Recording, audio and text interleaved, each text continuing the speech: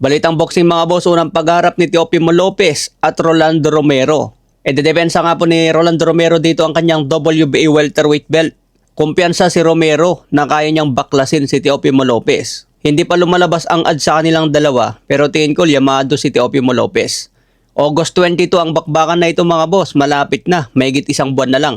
Parang kulang yung araw na pag-promote sa laban na ito dahil kasado agad August na. Dati 4 months, 5 months ang laban, ina-announce na para magkaroon pa sila ng oras na i-promote ang laban. Pero ito, kaka-announce lang kasado na agad August. Mahabol pa kaya nila na maibenta ang laban na ito. Ito ang unang laban ni Teofimo Lopez sa welterweight division kaya abangan natin kung ano ang kaya niyang ibigay dito. Matatandaan na huling laban ni Teofimo Lopez natalo kay Shakur Stevenson sa 140 pounds. Kaya susubukan ulit ni Lopez na maging champion sa welterweight. Sinabi ng tatay ni Teofimo Lopez na madali lang i-outbox si Rolando Romero. Pero nire-respeto rin nila ang kanyang lakas. Mapapansin niya sa face-off nila halos magkapantay lang. Kaya bakan natin ang bakbakan ng dalawang yan mga boss.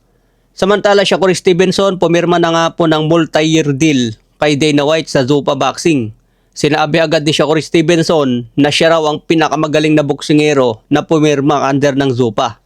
Inaasahan ni Shakur Stevenson na malaki ang bigayan sa Zuffa at ibibigay daw sa kanya yung mga laban na gusto niya. Ang problema lang dito kung isanksyon ng ibang organisasyon ang laban ni Shakur Stevenson. Hawak ngayon ni Stevenson ang WBO Super Lightweight Belt. Baka magaya si Stevenson sa nangyari dati kay Jay Opetaya. Lumaban lang under ng Zuffa, tinanggalan na siya ng IBF belt. So abangan natin ang unang laban ni Stevenson under ng Zuffa kung papayagan siyang idepensa ang kanyang WBO belt. Dapat payagan pa rin nila yan dahil nagbabayad naman yan ng sanctioning fee. Sa bandang huli, ang habol lang ng mga organisasyon na yan, kaya may WBO, WBA, WBC. Dahil dun sa commission nila sa mga champion, malaki din siya mga boss, 3%. Kunwari kumita ang mga champion ng 20 million, 3% agad ang commission doon ng mga major belt. Kaya nga politikang boxing dahil sa mga titulo na yan Ang gusto kasi ng Zuffa Boxing mga boss, sila lahat ang masusunod. Gusto nilang paglabanin lahat ng malalakas sa isang dibisyon. Ang problema lang kasi ngayon, yung ibang promoter kontra sila kay Dana White. Sa ibang banda, binunyag ni Sebastian Fundora na malapit na raw maikasa ang laban niya kay Jaron Ennis. Wala rin ibang kalaban na gusto ni Sebastian Fundora ngayon kundi unification fight kay Jaron Ennis.